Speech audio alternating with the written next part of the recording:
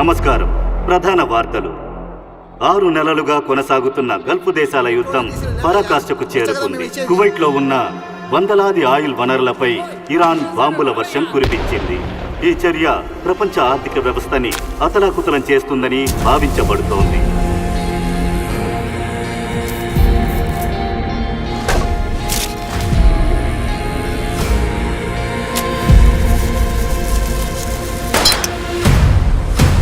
సోమవారం రాత్రి ఒక బ్యాంకు తలుపులు బద్దలు కొట్టి లోపలికెళ్లి దొంగతనం చేశాడు.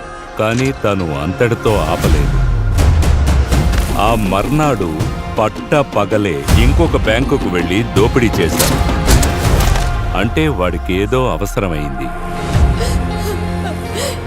ఎందుకయ్యా మౌనంగా ఉన్నావు? నిజం చెప్పాల్సింది కదా. ఇన్నేళ్ళు ఎక్కడున్నావురా? ఏం చేసేవాడివి? వాడు రావడంలో నాకేదో సందేహంగా ఉంది. రేయ్, ఎందుకు అలా మాట్లాడతావు? వాడు మారిపోయే వచ్చాడురా.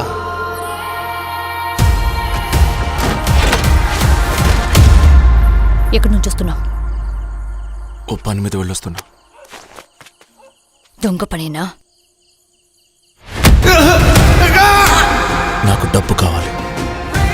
నా పరిస్థితి మీకు అర్థం కావట్లా. అన్న, మొదలులో ఒక పెద్ద ఇల్లు ఉంది. దాన్ని కొట్టేస్తే 4 లక్షలు వస్తాయి.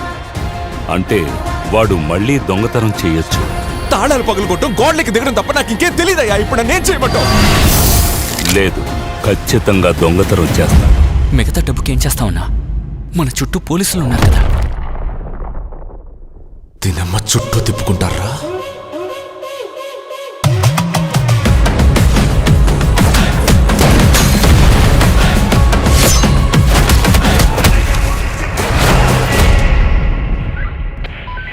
ఇవాళ వాడు ఖచ్చితంగా దొరుకుతాడు సార్.